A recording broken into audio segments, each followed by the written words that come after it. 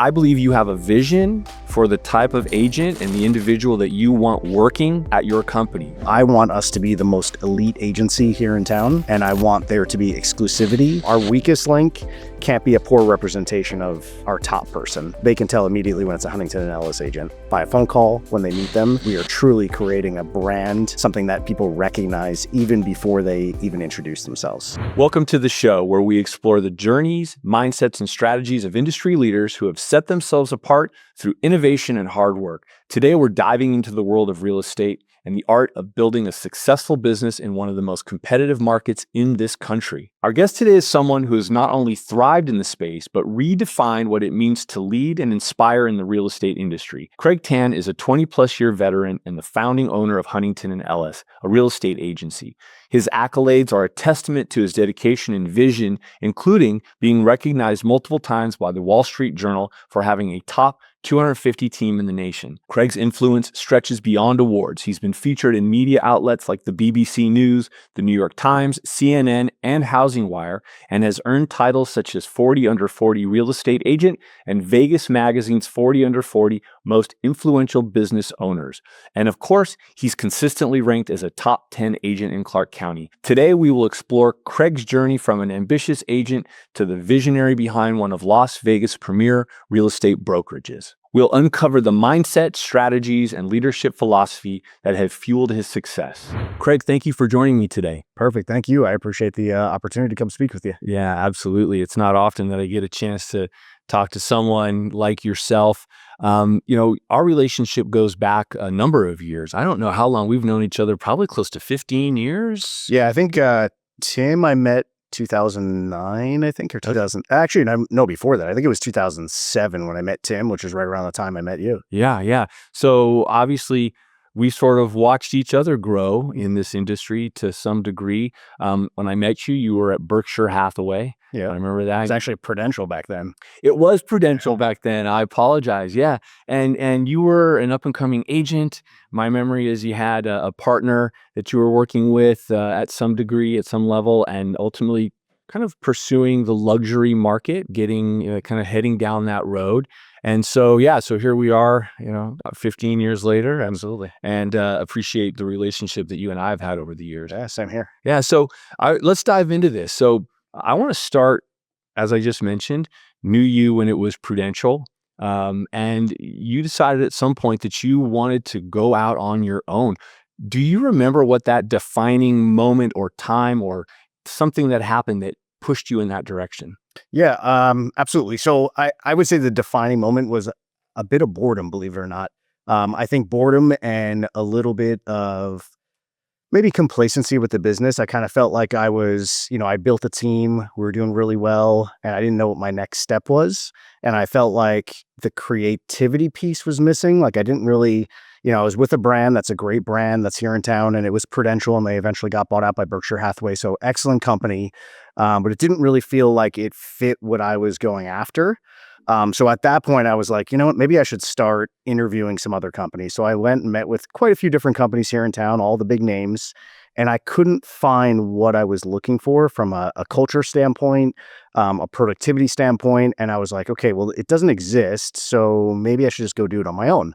And originally, the intent was not to build a big company. The intent was just to take my team, which there was about 7 or 8 of us, 2 staff members, and just go out and just be this little itty bitty company and just see where it goes. So that was kind of like, I would say, the creativity and just not being fulfilled with what I was looking for in a real estate company just wasn't there. So I felt like that was kind of my, I guess, natural progression was to go out and open up my own place. All right. So let's talk about that for a minute, because most people would have done what you started out to do, which was interview with other companies and find what you're looking for under a different umbrella. Yeah. A different brand of some sort.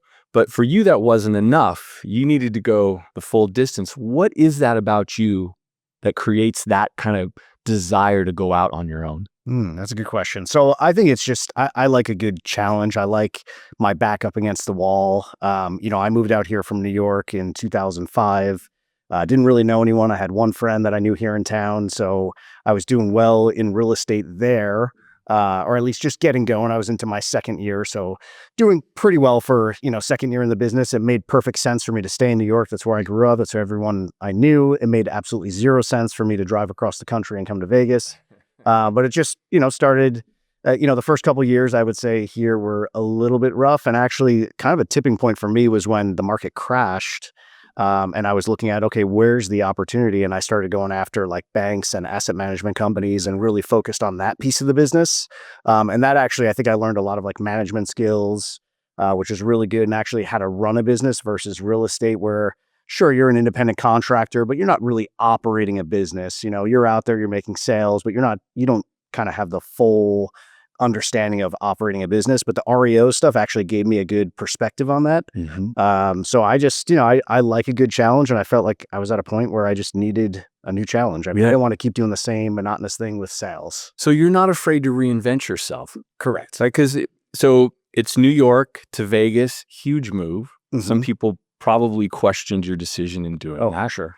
And then it was a transition, seeing the opportunity because the market gave that to you, right? Yes. In terms of REOs and so forth. So always kind of eager, would you say, to make that next evolution? Yeah, I would say eager, and then just paying attention to trends.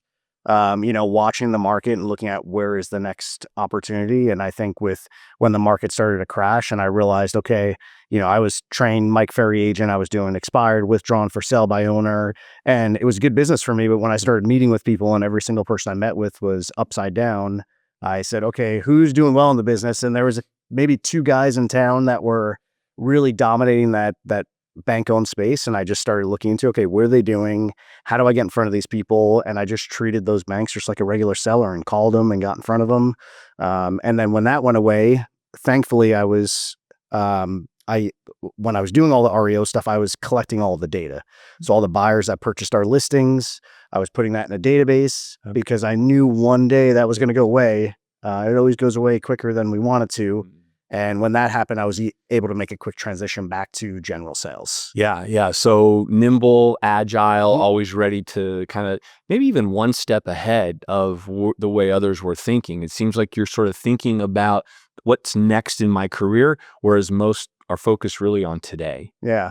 I think that, and I think I'm quick to take action. So if I see a trend, I'll take action immediately, where other people may see it and they'll just sit and wait and kind of hope that things go back to how it used to be, or, market will normalize and I'll be okay. But, I think that's one thing that I'm good at, is taking action really quickly. I want to go back to the transition from Prudential to what is now Huntington and Ellis. Did you have doubters? Oh, for sure.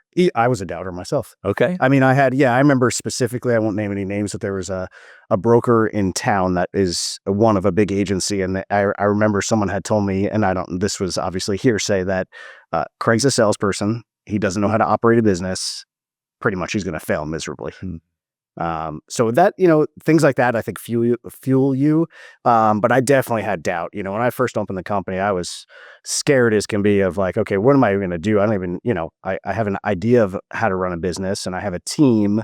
But I didn't know what it was going to grow to what it is today. So so as you're kind of, I always say, what keeps you up at night, right? Those are the worries of a business owner. So as you're laying in bed, staring at the ceiling, what kind of fears were you facing at that moment, and how did you push through them? I think it's just fear of failure. I think fear of failure is what pushes most people. So just knowing, when you have your back against the wall, when people are saying, hey, he's going to fall on his face. I mean, to me, that fueled, like I actually found an old post on, I think I put out our first 30 days as H&E, and I think we had put, as a team, we put 32 homes under contract, which was kind of unheard of at the time for us. Yeah. But it wasn't just myself. It was kind of the army of people I had behind me that they were fueled of like, hey, we got to prove ourselves because everybody thinks we're going to fail. So we had just a great start, and it just grew from there. But I think having that great start, and you mentioned your team, I'm the first to admit, having a strong team that you can trust behind you makes all the difference. How did you get the buy-in from your team? I'm sure that they must have thought, maybe they didn't say it to you, but I'm sure they were thinking it, wow, what's Craig doing? Is this the right move for me? And now I'm going to follow this guy kind of into battle. What kind of conversations did you have with your people? How did you get them on board? I think they know that I've always been good to them from, from day one when they started with me, very transparent as to everything I was doing, always there for them. I think majority of them just had blind faith that we were going to be okay. And they had even on my way out of the company, they had to have exit interviews, and every single person that they had to meet with, which they put them kind of through a grueling process on their way out, was pretty much saying the same thing. Like, hey, you're making a big mistake. You don't You'll know be back. this guy, you're going to come back. You're losing this big national name. Now you're just going to be a no-name company. No one knows who you guys are. It's going to hurt your business. And I think a lot of the comments were probably right. I mean, I think we proved it wrong in the long haul, but they're reasonable concerns. Yeah. Oh, for sure. I mean, look, there's two things that typically happen when somebody joins your organization. And I kind of look behind the curtain for this particular piece. It's like, I picture the new person joining me goes home to their spouse or significant other, and there's two things they say. Either this was the best decision that I ever made or the worst. Yeah. Right. And we need it to be the best decision that they ever make. And I'm sure you feel very similar. Absolutely. Yeah, you want them to be confident with their choice. And thankfully, as a team, we built a good reputation in town. So I think that definitely helped us with leverage moving forward, even though obviously we had the team and then we have, the company and we're under a different umbrella. But I do think it helped that we had such a good reputation in town to start. Yeah. So how much of this, especially in the beginning stages of your ownership, how much of it was planned, thought out, really sort of curated versus just kind of winging it? I would say a good portion is winging it. Yeah. In the beginning. Of course. So it's learning curve, right? Oh, for sure. Yeah. I didn't know what I was getting myself into. And a lot of the stuff, like when I would, as I was exiting my previous brokerage and other brokers I talked to in town, like there's things that come full circle and I see why they operated the way they did and have certain or said the things that they said. Like a lot of it is true. It doesn't mean that you can't be successful, as a brokerage, but a lot of the stuff that they had said about, owning a brokerage and, liability and cost and, profitability, all that's super true. I mean, the brokerage business is a challenging business right now, and it's gotten harder and harder because especially here in Vegas, we're like home of the 100% shops. Here, and then you have, I think, the same thing in Phoenix. There's only a few cities that really operate that way. A lot of, cities don't have that. Like in New York, the best split you can get at the company I work for was like 65%. Wow. And that's if you're a top guy or girl. Yeah. Where here, it's like, everybody can be 100%. You just see, if you have a pulse, these agencies are going to hire you. So it's very competitive. So for us, we're a split-based company. For us to attract talent on a split base, there's got to be a lot of value. Yeah, you've got to bring something to the table. So look, the old saying, you don't know what you don't know, right? So now you're in the mix of this. You've got a ton of stuff coming at you. There's a learning curve that takes place. Let's talk about the things that, and I believe you were intentional about a number of things. And when I think about Huntington and Ellis, and when I think about you as an individual, there is definitely, I believe you have a vision for the type of agent and the individual that you want working at your company. Can you share a little bit about that? Absolutely. I mean, we, as a baseline, of course, we use productivity. That's an easy one from afar. If you don't know someone, it's like, okay, what are they actually doing in the business right now? And we do have a threshold. So ours right now is a minimum of 15 transactions per year or $6.5 million in sales. Okay. So that's our threshold. Here and there, we will take on a new licensee if they join the team. But more important than productivity is like the interview process. So we have essentially a two-step interview process. So typically I'll have a staff member do first interview. They have a good idea of like what's going to be a good culture fit or not. If they think that they're a good fit, I will actually do the second interview. Mm-hmm. So I'll meet with every, person that we hire. And really what I'm looking for is, of course, baseline. Are they full-time? Are they a good person? Do they treat people correctly? What does their reputation look like? Are they fully committed to the business, or is this just, kind of part-time work for them, even if they are truly, they say they're full-time, but they're really putting in part-time hours. So we want people that are just are a good representation of the company. So the way I look at it is like, our weakest link can't be a poor representation of our top person. And I even look at that from a property standpoint too. Like the way that we present one property can affect us getting, new listings and new opportunities. So across the board, very, very consistent, like brand consistency, the way that we put out the product. And then same with our agents. Like I think, a lot of agents say like they can tell immediately when it's a Huntington Ellis agent by a phone call when they meet them. So to me, that tells me that we are truly creating a brand and something that people recognize even before they even introduce themselves. Yeah, so that speaks a lot, obviously, to leadership. I mean, it starts with you. You're setting the tone, you're setting the example, you're leading by example, and obviously by establishing some barrier to entry. Not just everybody gets to wear the H&E pin, right? You've created something unique. What inspired that for you? What gave you that? Hey, this is the way I want things to be within my company. I think in the beginning, I would say I was at a point where I was comfortable with an income I was making. I was happy with, productivity where it wasn't from desperation. Like I didn't need to just hire people to hire people. So one, I want to make sure that people we're hiring are people that I want to spend time with and people that I want to invest in. So I never look at them like the way that I operate is like I work for them. Right. So who do I want to work for? So if I'm going to hire someone and bring on an agent, do I want to work for this person? And if they don't fit someone that I want to work for, then I'm not interested in taking them on. I'm not going to look at it as just numbers. If I were to look at it as just numbers, quite honestly, and maybe I guess in the big scheme of things, it's probably not correct. But if I were to hire every person that we've interviewed, we would be the number one company here in town by a landslide because we interview a lot of people. But I want us to be the most elite agency here in town, and I want there to be exclusivity, and I don't want to take on everybody. I want to work with people that I want to go have a conversation with, and I want to go meet one-on-one and spend an hour with and, help them as much as I can and invest my time. So I would say, I think looking at it as I work for them really changes the perspective of who you're going to hire. I think, and that's unique. I think the typical model in most markets is just to stack as many bodies, into an office that you possibly can, see who delivers, see who produces, and it doesn't matter how you are represented out there really at that point, right? Yeah. And I think for most agents, the brand that they carry is probably unimportant to a certain degree, but for you, that's different. How do you want people to feel about your brand? My goal is when one of our agents goes on an appointment that one, they leave an impression, but even if their impression wasn't strong enough to have the client make a decision, that as a company, we're the tipping point. So they go on a listing appointment, they really like the agent, and they go interview 5 other agents and they say, okay, you know what? They're all, kind of sound similar. They all, professional. What's the tipping point? And what I want is if they look up our agency, they look into our agency, or they just look at the marketing materials that we produce, that we're going to win by a landslide just because of that.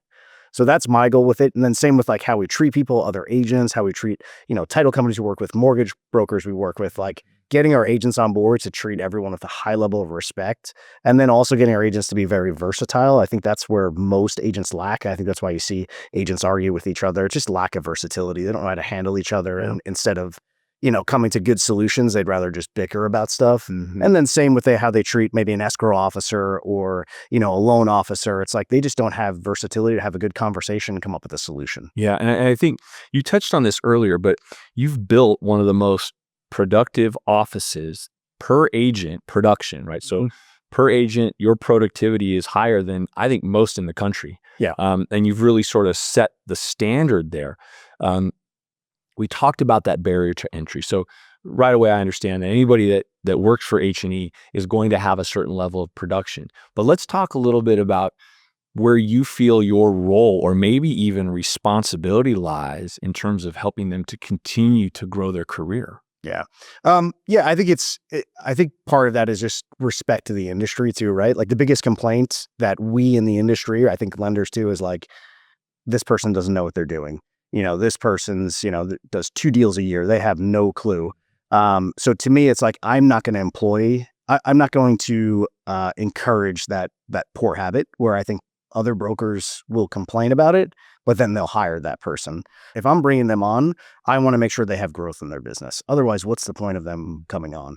Do you feel you have certain systems or strategies that might help me? Let's say I wanted to come to work for you. Do you talk about those systems and strategies? Obviously, for you, you've done all that work, right? You have a proof of concept. Yeah. Is that something that you talk about within your organization? I think so. I mean, I think, the reality is every real estate company has technology. Sure. A lot of us have the same type products that we offer. There's really, if you look at that from a surface level, there's not too much different from one agency to another.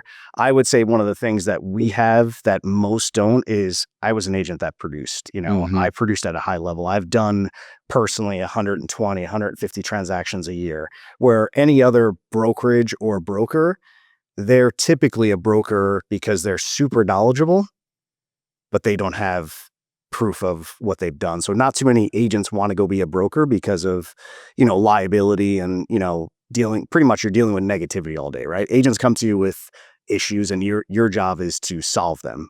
So most aren't going to transition because it's far more profitable to be an agent than to be a broker. Yep. So I think that makes us pretty unique where I've done that before. So I've been I've been an agent on my own. I've been on a team. I've been a manager of a team. I've had a business partner.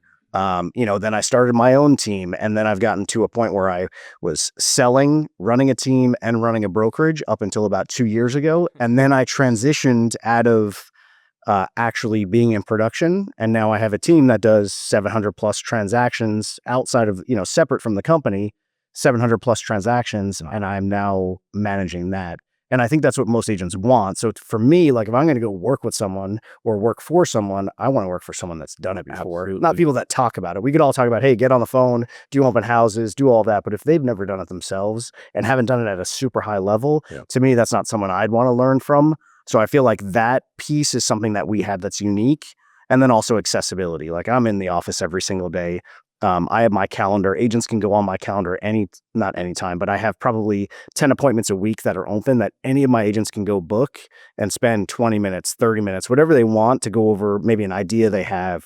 And this isn't just for issues. This is for like, how do I grow my business? What do you think of this new marketing tactic? Yeah. And then we have a full marketing team too, which is pretty unique in our business too. A lot of companies outsource or they have pre-made templates. We have a full marketing staff, on-staff videographers. So I think that makes us pretty unique in the market. Yeah, it's definitely separates you from the crowd. You talked about being someone who does the work.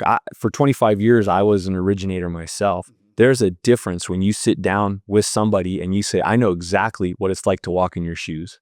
I've done the job. I've taken the rejection. I've built the relationships. I've lost the relationships. And I think you have a better understanding and whether it's compassion or empathy for that individual, what they're going through, the struggles, the stress.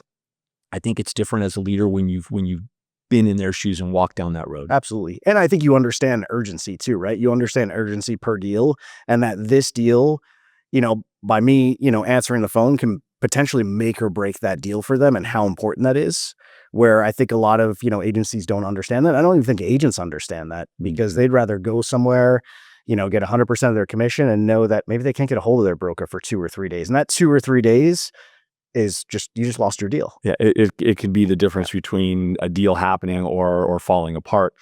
Let's shift gears a little bit. How does family play into all of this for you? Obviously, you're a very success goal-oriented individual. Where do you put family in all of that? Yeah. I mean, obviously family is number one priority, but over the years, I would say when you're a person that, is driven and you're pushing, there's times where you're just out of balance and you just kind of have to accept that. I don't believe that there's a way to be perfectly balanced. I think we would all love that, right? Hey, when I get home, I'm 100% present, spending time with my kids, and I do the best I can, and it's definitely not as good as I would like it to be, and it's something that I'm consistently attempting to work at. It's one of my goals every year, be a present husband, be a present dad. But there's times where, you got a lot on your mind and you might physically be there. Physically, I'm there 100%. Anything my daughter has, my son has, I am at every single event, but there's times where I'm distracted and my mind's in a different place and I'm not sure what the fix is for that. Yeah. But when you find it, please share it. The secret sauce. But yeah, I mean, it's, family's obviously priority, right? That's a good one of the main reasons why we do all this stuff, right? We want to be able to provide for our family, give them everything that we never had. Yep. But being perfectly balanced is, I think it's a myth. Yeah, I agree. It looks good on a poster or a T-shirt or something, but ultimately it's very tough to, I don't know, get your arms around that. But I think one of the kind of common threads that I notice with people that are successful is typically they've got great support at home. Mm. Having that person that understands, maybe doesn't necessarily understand, but is allowing you and giving you that flexibility to be who you want to be the leader that you are, take chances, right? Sometimes even taking economic chances could be scary for that other person, but having that full support and knowing that somebody at home has your back 100%, I think that's a real difference maker. Oh, absolutely. Yeah, I would say my wife has not questioned me once on any sort of business opportunity. And I think she does her best to create opportunities for me at home Yeah. and there's times where I'm distracted and she'll give me a gentle reminder of like, let's put her phone down. Yeah. Or do we have to take that call right now? And those are things that we need, even though it could be frustrating. And in the moment, we think that's what's most important, but really it's, the time with our kids and being fully focused with them. Yeah, no, I think that's important. Let's talk about the future a little bit. I mean, look, I feel like I'm in the sort of the throes of all of it. Obviously, the big topic of the day, you've had, your industry has gone through changes, and as we talk about compensation and all the changes that my industry has been through the same. Right now, we're struggling with higher interest rates, so to speak, by comparison to where they were just a few years ago. But kind of, what do you see as some of the kind of next challenges for your industry, or maybe it's your brokerage, but share a little bit of your thoughts on that. Yeah, I would say, I mean, obviously we went through the NAR lawsuit. That changed things quite a bit. We had to adapt, but again, we implemented quickly. We adapted quickly. Now, from my understanding, is the DOJ doesn't like how we're currently operating, and there may be some more changes. So these, buyer broker agreements that we have in place, where essentially we require a buyer to sign an agreement before we can even show them a house. My understanding is the DOJ now doesn't like those. And I somewhat agree with it. I don't think, a consumer should have to sign a contract before they even get to know you. I think there should be some sort of relationship built before they're obligated to you and obligated to pay you some sort of compensation. But that was originally what they wanted. Yeah. Now my understanding is that they want to take that away. So I think that maybe in the coming months may change. Lots of lawsuits being thrown around. I think from a brokerage standpoint, we're seeing a lot of that stuff, not necessarily our brokerage, but just in general, where, I think what had happened with the NAR settlement, with how much money is, being moved around there, I think we have the real estate industry has now become a target. Mm-hmm. It's the kind of the next place for, people to, dig their claws in. So I think we're going to see a lot more of that stuff. I think we're going to see consolidation where a lot of brokerages, decide that, hey, you know what, not worth the liability, not worth the stress, and just folding into other companies. I think we're already seeing that here in town where, organizations at big companies are deciding, hey, you know what, I just don't want to do this anymore. I'm folding into a big national company. I'll let them deal with the headaches and I'll just run, my small, local brokerage, as is, and essentially operate as a team. So I think we're going to see a lot more of that stuff. I think those are kind of the biggest things. I think the rest of the stuff is kind of noise, in my opinion. Yeah.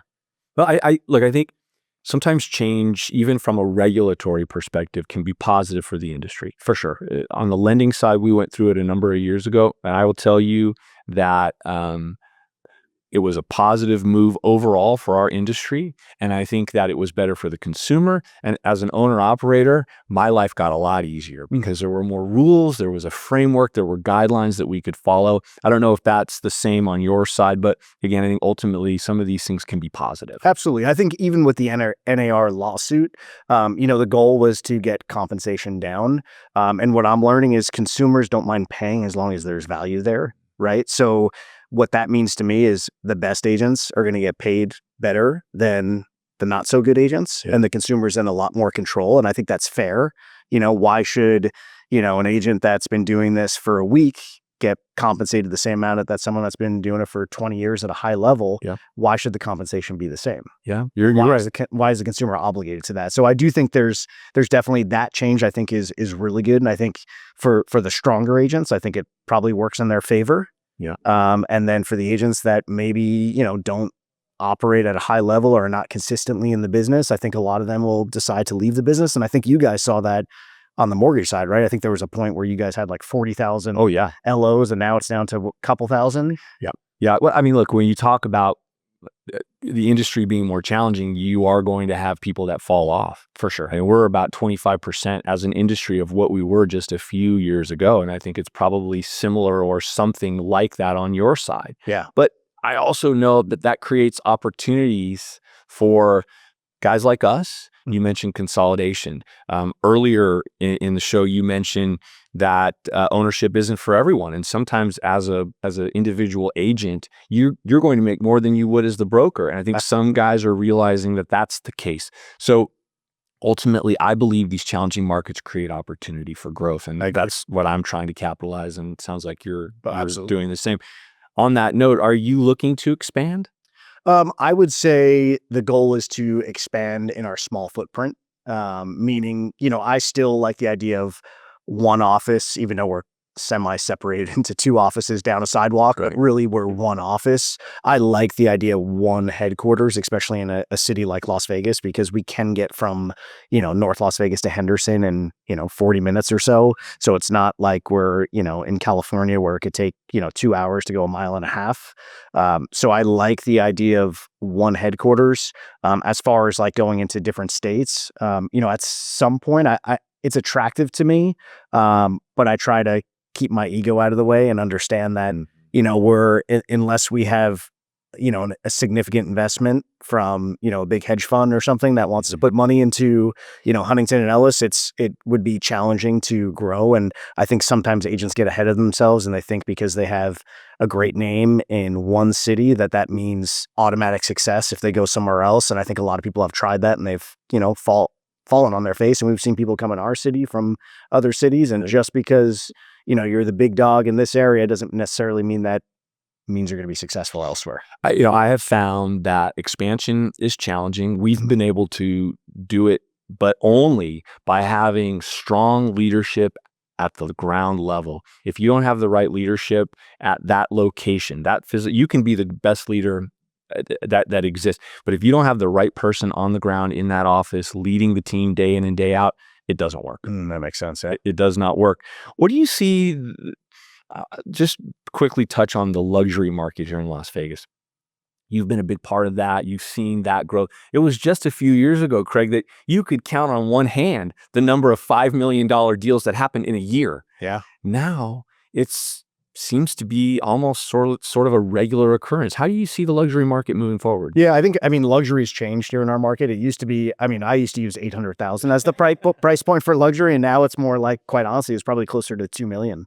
And I think demand's going to continue to rise. I mean, we saw it with influx of, California buyers. And I think we're going to continue to see a large influx of California buyers. And we don't have a ton of luxury communities. So they're transacting at numbers that, we never thought were possible, stuff at $1,500 a square foot, $2,000 a square foot, some of the stuff that's sold in Summit. It's just incredible that we've seen that in Vegas. And I think we're going to see more and more of that because of desirability of people that want to be in the city. And how are you positioning H&E to kind of be in and around that business?